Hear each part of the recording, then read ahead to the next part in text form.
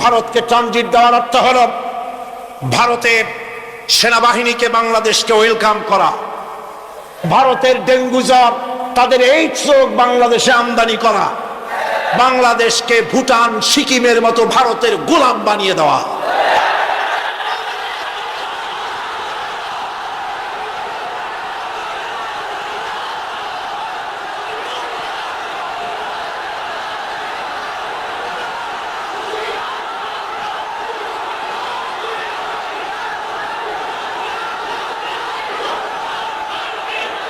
বন্ধুগণ বন্ধুগণ আমি বলতেছিলাম, থামুন। গায়রিল মাগদুবি আলাইহিম ওয়ালাদ-দাল্লিন, খ্রিস্টান, ইহুদি, হিন্দু, মুশরিক কারো অনুসরণ করব না। অনুসরণ করব কয় শ্রেণীর? 4 শ্রেণীর। নবিয়্যিন, সিদ্দিকিন, শুহাদা, সালেহিন। কোন আলহামদুলিল্লাহ। এরপর আমরা মুসলমান, কিন্তু আমাদের বিবাহ অনুষ্ঠান যখন হয়, এই বিবাহ অনুষ্ঠানগুলি আমরা কি মুসলমানদের মতো করি? জবাব চাই, করি? আপনারা যে হলুদ অনুষ্ঠান করেন, শরীয়তের কোন জায়গায় আছে? এই হলুদ অনুষ্ঠান হিন্দুদের কাছ থেকে আমদানি হয়েছে। একটা হলুদ অনুষ্ঠানে যা খরচ হয় তা দিয়ে 6টা বিয়ে করানো যায়। সুতরাং আজ থেকে তওবা করুন, আমরা আর হলুদ অনুষ্ঠান করব না। রাজি আছেন? রাজি আছেন? বিবাহের নামে অপসংস্কৃতির জায়গা আমরা করে দিতে পারি না। যৌতুক যেমন হারাম, গত মাহফিলে বলেছি, মনে আছে না? মনে আছে কিনা? যৌতুক যেমন হারাম, যৌতুক কি আপনারা নেবেন নাকি? মেয়েওয়ালাদের উপরে চাপ সৃষ্টি করবেন না, জায়েজ নাই। মেয়েওয়ালারা যদি ইচ্ছে করে কিছু দেয়, নিবেন। আমি তো আশা করেছিলাম যে সংসদ নেত্রী, প্রধানমন্ত্রী মহিলা, বিরোধী দলীয় নেত্রীও মহিলা, সুতরাং মহিলাদের উপরে তাদের দরদের খাতিরেই তারা যৌতুক বিল উত্থাপন করবেন, কিন্তু তারা করেন নাই। তাদের উচিত ছিল যৌতুককে ঝাঁটা মেরে বঙ্গোপসাগরে ফেলে দেওয়া, ওনারা তা করেন নাই।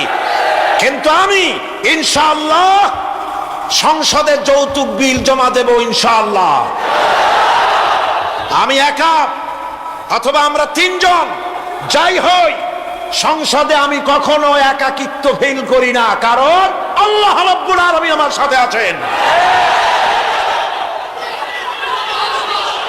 এই যৌতুক বিরোধী বিল উত্থাপন করে যৌতুক বন্ধ করতে হবে। 2 নম্বরের কথা হচ্ছে, মেয়েওয়ালারা তারাও আবার একটা খারাপ কাজ শুরু করেছেন, সেটা হলো বেশি পরিমাণের মহারানা চাপায় দেওয়া। মহারানা এটা শরীয়ত কোনো বাধ্যে টেন্দে দেয় নাই। ছেলেপক্ষ যদ্দূর দিতে পারে সেইটা মেয়েওয়ালাদের আন্দাজ থাকা উচিত। অহেতুক যৌতুক, অহেতুক মহারানা চাপায় দিবেন না। এটা একটি ট্র্যাডিশন হয়েছে। 5,55,515 টাকা 1 পয়সা, বাজে কাজ। 11 লক্ষ, হ্যাঁ, যদি ছেলেওয়ালা দেওয়ার মতো হয়, স্ত্রী দেন না, কোনো ক্ষতি নাই। আল্লাহ তো কোরআন শরীফে বলেছেন, তোমার বউরে যদি তুমি পাহাড় সমান সম্পদ দাও, কণা মাত্র ফিরায় নিও না। সুবহানাল্লাহ। আর মহারানার টাকাকে ফরজরূপী দায়িত্ব হিসাবে আদায় করে দাও। কাজী যে মহারানা আদায় হতে পারে এই রকমের মহারানা দেওয়া উচিত। অতিরিক্ত চাপাই দিতে পারবে না। কিয়ামতের দিন ওই পুরুষটাকে আল্লাহর দরবারে জেনা আকারের কাতারে দাঁড়াতে হবে। আমাদের বিবাহ সম্পর্কে এই কথাটা বললাম, মনে রাখবেন, যৌতুক নিবেন না, আর অতিরিক্ত মহারানার বোঝাও চাপাই দিবেন না। তবে যা দিতে পারে সেই রকমই আপনারা দিবেন। এরপরে আর একটা জিনিস আমাদের দেশে চালু আছে, যা হিন্দু খ্রিস্টানদের সঙ্গে মিলে যায়, তা হচ্ছে কোন সম্মানিত লোক মারা গেল, তার জন্য নীরব হয়ে দাঁড়ায় থাকা। আমাদের পার্লামেন্টের একজন সদস্য মারা গেলেন, সংসদে প্রস্তাব উঠলো 1 মিনিট নীরব হয়ে দাঁড়ায় থাকা। আমি বললাম, স্পিকার সাহেব, 1 মিনিট দাঁড়ায় থাকলে যদি সওয়াব হয়, তো 1 মিনিট কেন, আসুন আমরা 25 মিনিট খাড়াই থাকি। আর যদি কোনো সওয়াবই না হয়, তাহলে এই প্রহসন কেন? আমরা তো আমাদের মা বাপের কবরের কাছে গিয়া কোনোদিন ভূতের মতো খাড়াই থাকি না, সেখানে তো অবশ্যই আমরা দোয়া দুরূদ পড়ি, ঠিক কিনা? বললাম, স্পিকার সাহেব, আমার মাহফিল যদি হতো তা আমি বলতাম সূরা ফাতিহা পড়েন, ইখলাস পড়েন, দরুদ শরীফ পড়েন। এটা আপনার মাহফিল, এটার গার্ডিয়ান আপনি, এটার অভিভাবক আপনি। আপনি সকলকে বলেন সূরা ফাতিহা সূরা ইখলাস পড়তে। মাননীয় সম্মানিত স্পিকার সাথে সাথে বললেন সকলকে আপনারা ফাতিহা পড়েন, ইখলাস পড়েন, দরুদ শরীফ পড়েন। আলহামদুলিল্লাহ, বলেন আলহামদুলিল্লাহ। আমরা চেষ্টা করছি সংসদের ভেতরে একটা গুণগত পরিবর্তন আনার জন্য। আল্লাহ যেন তৌফিক দান করেন, আমিন। ভাইরা আমার, সুতরাং এই সমস্ত হচ্ছে খ্রিস্টান ইহুদিদের কাস্টমস, তাদের ট্র্যাডিশন, এর সাথে আমাদের কোনো সম্পর্ক নাই। হিন্দুরা খ্রিস্টানেরা কেউ মরে গেলে বলে দাঁড়ায় থাকুক, শুয়ে থাকুক, যেমনি পারে তেমনি করুক, কিন্তু আমি তো মুসলমান, আমি কি জোরে বলেন, আমরা কি? ইসলাম যা এলাউ করে না আমরা তা করতে পারি না। এটা যেন আমাদের সকলের মনে থাকে বন্ধুগণ। এরপরে আমি আরজ করতে চাই, আমি মোনাজাতের দিকে এগোচ্ছি। আমি বুঝতে পারছি মানুষের প্রচন্ড কষ্ট হচ্ছে, মা বোনদের, ভাইয়েদের। এরপরে যে কথাটি আমি বলতে চাই সেটা হলো, বাংলাদেশ হচ্ছে ইসলামের ঘাঁটি, ইসলামের দুর্জয় ঘাঁটি। আমাদের এই দেশে আল্লাহর দ্বীন কায়েম করতে হবে, জমিন আল্লাহ। আমি জিজ্ঞেস করতে চাই, এই লক্ষ লক্ষ জনতার কাছে জমিন কার? আমি খুশি হইতে পারলাম না। আপনারা আল্লাহর নামটা কি জোরে নিছিলেন? গায়ে যত শক্তি আছে ওই শক্তি দিয়ে আল্লাহর নামটা নিছিলেন? যদি না নিয়ে থাকেন, সবটা শক্তি নিয়ে আপনারা বলেন জমিন কার? আরো জোরে বলতে হবে, জমিন কার? আকাশ কার? বাতাস কার? এ মানব গোষ্ঠী কার? আইন চলবে কার? সুতরাং আল্লাহর আইনের উল্টা ধর্ম নিরপেক্ষতাবাদ, জাতীয়তাবাদ, পুঁজিবাদ, সমাজতন্ত্র মানি না, মানি না, মানি না।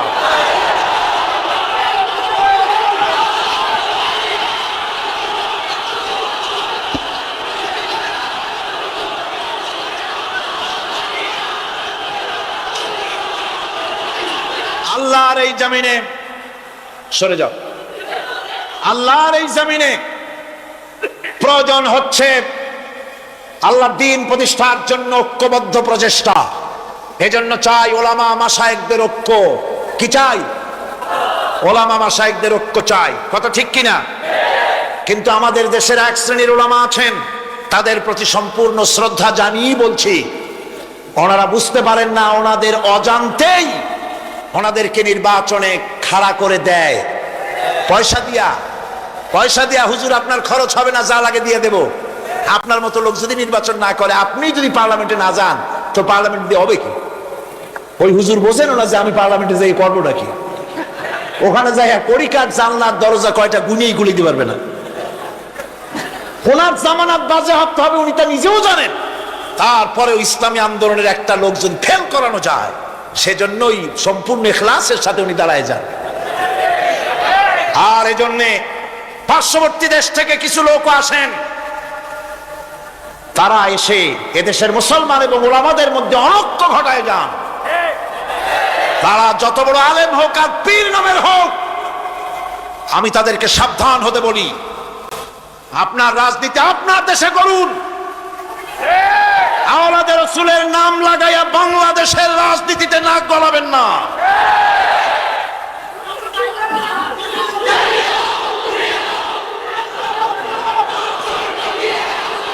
ওলামাদের এক হতে হবে।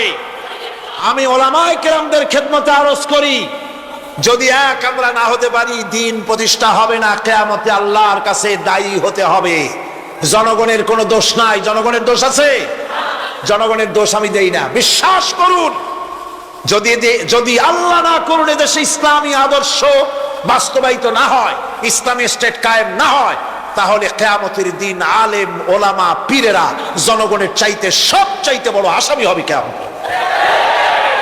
আল্লাহ পাক এ জাতির ওলামাদের, এ জাতির রাহবরদেরকে ঐক্যবদ্ধ হওয়ার তৌফিক দান করুন। ওনারা যত ফতোয়া দেন, সমস্ত ফতোয়া ইসলামী আন্দোলনের বিরুদ্ধে।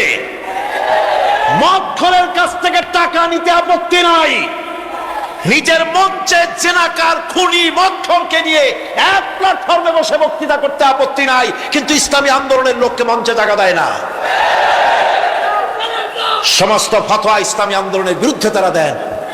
আমি তাদেরকে অনুরোধ করব, আসুন, ঐক্যবদ্ধ হওয়া ছাড়া পথ নাই আল্লাহর দ্বীন প্রতিষ্ঠার জন্য। আর মনে রাখবেন, আপনারা যে ষড়যন্ত্রের শিকারে পরিণত হয়েছেন, যদি দিন প্রতিষ্ঠা না হয়, আর তারা যে স্বপ্ন দেখছে, ইন্ডিয়া এবং তার অনুসারীরা নাস্তিকরা যে স্বপ্ন দেখছে, তা যদি বাস্তবায়িত হয়, কে জামাত করে, কে শিবির করে, কে ফুরফুরার মুরিদ, কে সরসিনার মুরিদ, কে অমুক ইন্ডিয়ার পীর সাহেবের মুরিদ, পাকিস্তান পীর সাহেবের মুরিদ, এইগুলা তালাশ করা হবে না। হবে? ওই যে রাশিয়া এসে ঢুকছিল কোথায়? আফগানিস্তানে। সেইখানে সব আলেম ওলামারা জঙ্গলে যাইয়া এক হইল। ওই যে একজন বলছিল যে আমি গেলাম, আমার ছেলে গেল তার মামু বাড়ি, মাইয়া গেল তার নানা বাড়ি, বউ গেল তার বাপের বাড়ি, আমি গেলাম আমার শ্বশুর বাড়ি, যাই দেখি সব এক জায়গায়। এই লোকগুলি আলেম ওলামা পীর বুজুর্গ সব গিয়া পাহাড়ের মধ্যে এক জায়গায় হয়েছে। হায় হায়, সুন্নি, কড়া সুন্নি, গোলাপি সুন্নি, ওহাবি, ঠান্ডা সুন্নি, তারপরে দেওবন্দি, সব এক জায়গায়। হায় হায়, কি সর্বনাশটা করলাম! যদি ঐক্য থাকতাম তাহলে কি আলাসি আমাদের উপরে হামলা হতে পারতো, করতে পারতো? চোখের পানি ফেললো, কানলো, একে অপরকে জড়াই ধরলো। তখন অনেক সর্বনাশ হয়ে গেছে, অনেক জীবন দিতে হয়েছে এই ঐক্যের পর। তারপরে আল্লাহ মেহেরবানি করেছেন তওবা করার কারণে। কিন্তু আমাদের দেশে অনৈক্যের কারণে, আল্লাহ না করুন যদি এখানে ইসলামের দুশ্মন যারা, আজ তো তারা রেডিওতে বসে আছে, আজ তো তারা টিভিতে বসে আছে, আজ তো তারা নাটক তৈরি করে, আজ তারা সিনেমা তৈরি করে। गुलिस्तान के हार शाख पर उल्लू बैठे हैं, फिर अंजाम गुलिस्तान क्या होगा। ফুল বাগিচার ডালে ডালে হুতুম পেচারা বসে আছে, এ ফুল বাগানের অবস্থা কি হবে? নাস্তিক, মুরতাদ, বেঈমান সব এগুলিকে দখল করে আল্লাহর দ্বীনকে বুলাঙ্গুল দেখাবার প্রচেষ্টা চালাচ্ছে। যদি তাদের স্বপ্ন কামিয়াব হয়, তাহলে মনে রাখবেন ওই কাবলির মতো, যে কাবলি এসে দেখছিল যে বাঙালি ছেলে, বাংলাদেশি ছেলে, সে জাম খেতেছে, জিজ্ঞেস করছে তুম সব ক্যা খায়া করতে হো? বলছে হাম সব জাম খায়া করতে হ্যাঁ। काबली बोलছে हम खा सकते हैं तो क्यों नहीं, जरूर तशरीफ लाइए दरख्त पर और मजे से खाइए। আসেন গাছে ওঠেন, জমের খাওয়া খান। কাবলি উঠছে, এখন ও তো আর বোঝে না যে কোনটা ভালো লাগবে।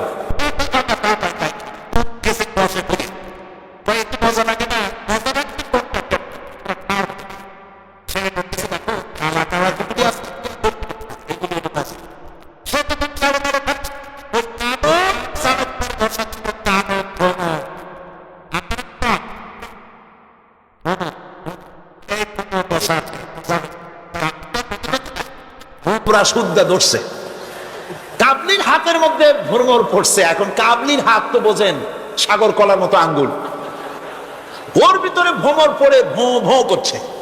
কাবলি বলছে ভোঁ করো, ভাঁ করো, छोड़ेगा नहीं, काले काले जितने पाएंगे सब खा छोड़ेंगे। কালো পাইলি হইছে,